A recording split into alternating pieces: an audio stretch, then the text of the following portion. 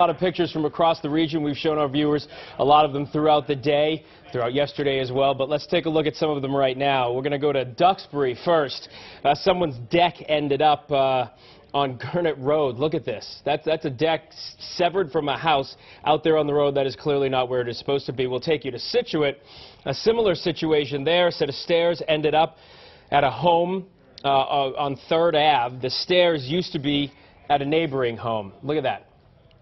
And in the same spot, a boat also turned up. So you have stairs, not where they should be, a boat, not where they should be. Obviously, this is the kind of thing that happens when we have the winds that we have seen. The neighbors there are taking it all in stride and just happy that the damage was minimal in that area of the town. We know not everybody fared as well, but that's a little pictorial. I like that, Heather.